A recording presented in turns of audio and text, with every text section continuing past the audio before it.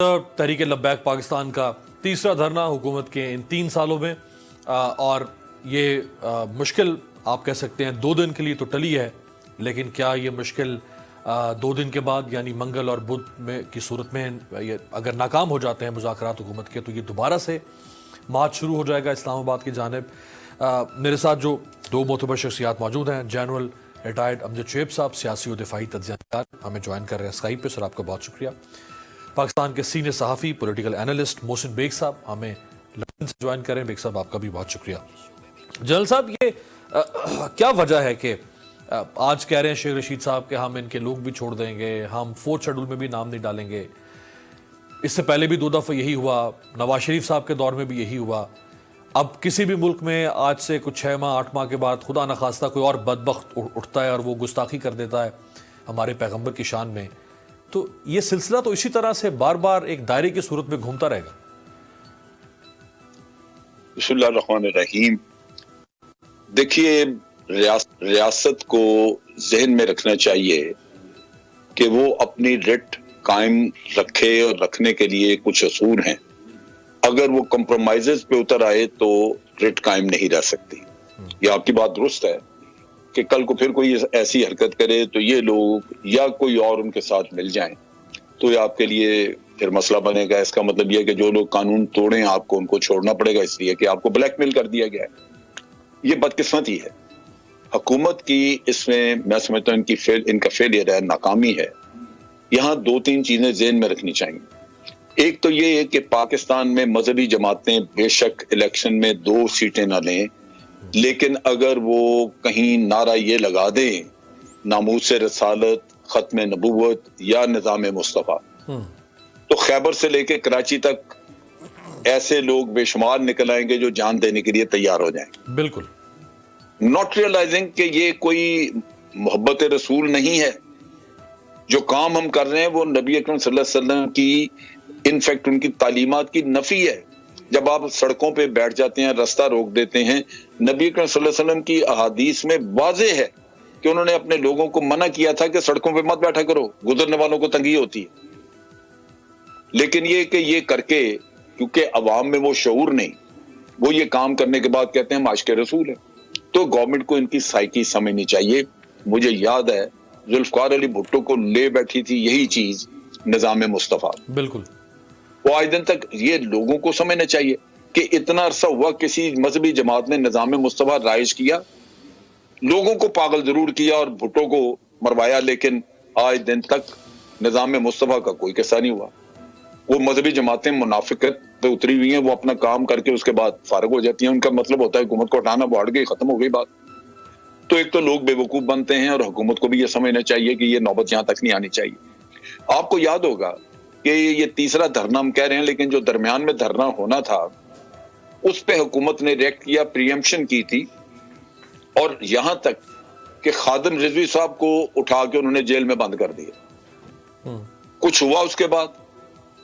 मुझे याद है कि इन्होंने शेखुपुरा और इधर उधर से, लाहौर से 800-900 लोग पकड़े। उनके खानदान के लोग आके मिन्नतें करते फिरते थे कि जनरल साहब छुड़वा दें, किसी को कहें ये छोड़ दें, हमारा बच्चा पकड़ा हुआ है।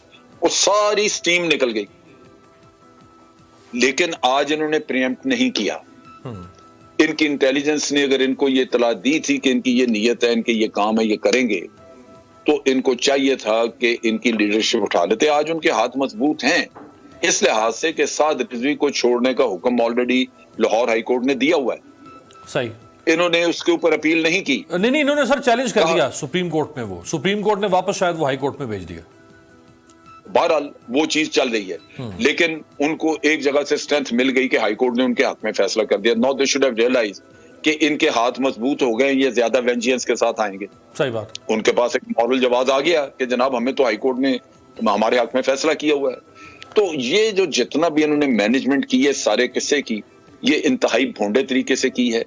ये कोई मैनेजमेंट नहीं है कि जब जुलूस चल निकले फिर आप गोलियां चलाएं, उनके सामने डंडे बरसाएं, फिर वो हाथ से निकल जाती है। लेकिन उनका एक आदमी मर गया। जल साहब, आप कह रहे हैं कि बड़े भोंडे तरीके से मैनेजमेंट किया, लेकिन इसमें एक इशू है ना सर। मैं जरा यही सवाल जो आपने इरशाद फरमाया मैं मोहसिन बेग साहब के पास लेके जाऊंगा। बेग साहब, आप देखें हुकूमत के पास एक तो ये चारा है या हल ये है हुकूमत के पास कि वो जैसे टीएलपी कह रही है कि फलां मुल्क पे बमबारी कर दो, हुकूमत बमबारी कर दे, جہاں کہیں کہ ایٹم بم چلا دو ایٹم بم چلا دے, جہاں کہیں جس کا سفیر نکال دو, چھتر مار کے سفیر نکال دو.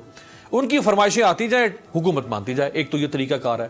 دوسرا یہ ہے کہ حکومت زمینی حقائق, انٹرنیشنل پالیٹکس, یونیورسل ایشوز کو سامنے رکھتے ہوئے وہ فیصلہ کرے گی جو آج کی دنیا میں ہو سکتا ہے فیصلہ.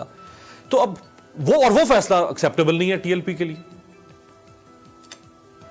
بہت شکریہ امیر. بس بیسیکلی جو ہماری حکومتیں ہیں بیسیکلی وہ ایشو کو ایڈریس نہیں کرتی, وہ اپنا ٹائم گزارنا چاہتی ہیں. اب یہ جو ایگریمنٹ ان سے کیا گیا اس وقت کے انٹیریئر منسٹر صاحب نے اور باقی لوگوں نے, اور خان صاحب کی ہی گورنمنٹ تھی امبیسیڈر کو نکالنے کا, اور وہ دیکھیں ان کے ذہن میں تھا شاید وہ بھول جائیں گے, ٹائم گزر جائے گا. ایسا کوئی معاہدہ ریاست کو ایسے گروہ کے ساتھ نہیں کرنا چاہیے جو آپ امپلیمنٹ نہیں کر سکتے. اب بھی یہ جو شیخ رشید صاحب نے آج پریس کانفرنس کی اور کہا کہ جی قومی اسمبلی میں لے کے جائیں گے, یہ پہلے بھی آپ نے یہ وعدہ کیا, وہ پھر آگے, تو اب پھر 2-3 مہینے ٹلے گا پھر آ جائے گا. تو مقصد یہ ہے جس ریاست میں اس قسم کے گروہ اتنے مضبوط ہوں, میرے خیال میں اس ریاست کا وجود خطرے میں ہوتا ہے. یہ لوگ کسی لمحے بھی کچھ بھی کر سکتے ہیں, اور مثلاً آپ دیکھ لیجئے 1 گھنٹے میں وہ لاہور کو بند کر دیتے ہیں, مختلف شہروں میں مظاہرے کر کے ٹریفک جام کر دیتے ہیں. تو یہ سلسلہ جو ہے once for all, not for this government, آنے والی گورنمنٹوں کو بھی چاہیے اور ریاست کے اداروں کو چاہیے اس کا ہمیشہ کے لیے سد باب کیا جائے. اور یہ نئے گروہ مختلف نعرے لے کے جب نکلتے ہیں تو آپ دیکھیے وہ چیلنج کرتے ہیں ریاست کو, ریاست کے اداروں کو, حکومت کی رٹ کو, اور وہ کسی خاطر میں نہیں لاتے. تو یہ پوری دنیا بھی دیکھ رہی ہے, کتنے اسلامک کنٹریز ہیں کسی میں یہ چیز نہیں ہے, اور انفارچونیٹلی پاکستان میں یہ چیز گرو کر رہی ہے. اور ہماری جو موجودہ حکمران ہیں وہ بھی اسلامی کا سہارا لے رہے ہیں. اسلام کا سہارا لینا کوئی بری بات نہیں ہے, لیکن آپ اس کو ایکسپلائٹ کر رہے ہیں. اور یہ لوگ جو ہیں, یہ جو گروہ ہیں, وہ اس سے تقویت پکڑتے ہیں, وہ اسٹرینتھ لیتے ہیں اس سے. اچھا بیگ صاحب دیکھیں, حکومت اگر نرمی کا مظاہرہ کرتی ہے تو یہ گروپس جیسے آپ کہہ رہے ہیں کہ وہ تقویت حاصل کرتے ہیں, وہ اور آگے بڑھتے ہیں. اور ہم نے دیکھا کہ یہ ان کا چوتھا, پچھلے 4 سال کے اندر یا 4.5 سال میں چوتھی ان کی ایکٹیویٹی تھی. اگر حکومت سختی کرتی ہے تو پھر کہا جائے گا کہ جی حکومت تو شمع رسالت کے پروانوں کو مار رہی ہے, حکومت قاتل ہے, حکومت قتل عام کر رہی ہے. اب حکومت تو یہ بالکل ایک ایسا معاملہ چونکہ بہت سینسٹیو ہے نا, تو حکومت اس میں کیا کرے تھے؟ دیکھیے امیر عباس صاحب, ریاست کو اپنی رٹ قائم کرنی ہے. کوئی شخص کوئی بھی نعرہ لگائے, آپ قانون کو اس طرح ہاتھ میں نہیں لے سکتے. آپ دیکھیے ان کو انہوں نے بین کیا, اور جب پریشر پڑا تو انہوں نے کہا جی وہ کالعدم سے تنظیم سے ہم اس کو واپس کر رہے ہیں. لیکن وہ الیکشن میں اسی جماعت نے پھر اپنا کراچی میں بھی بندہ کھڑا کیا. مقصد تو یہی ہے ان کا کہ پالیٹکس میں آئیں اور پاور میں آئیں, اور کوئی مقصد نہیں ہے. اور سب کو پتا ہے یہ کتنے عاشق رسول ہیں, اور اس میں کوئی مطلب دوسری رائے نہیں ہے. ہم سب مسلمان جو ہیں وہ عاشق رسول ہیں. لیکن آپ ریاست کو اس طرح بلیک میل کرنا, ریاست کو کمزور کرنا, اور انٹرنیشنل کمیونٹی میں ہماری بدنامی کرنا, یہ کسی کو اجازت نہیں ہونی چاہیے. اس کے لیے آپ کو سختی کرنی پڑے گی. اور ابھی آپ نے کہا جی ان کے لوگ چھوڑ دیں گے. جو 2 پولیس والے مرے ہیں بیچارے, جن کو مارا گیا, گاڑی چڑھا شہید ہو گئے, ان کا کون والی وارث ہے؟ وہ 302 کا مقدمہ کیا آپ پہ اور مجھ پہ بنے گا اگر آپ نے ان سب چھوڑ دینا ہے؟ تو یہ چیزیں جب یہ مطلب ہر شخص اپنی ٹائم گین کر رہا ہے, اپنی حکومت بچانا چاہتا ہے, لیکن کسی نہ کسی کو ان کے آگے کھڑا ہونا پڑے گا. سبسکرائب کریں اور بیل دبائیں تاکہ کوئی خبر رہ نہ جائے.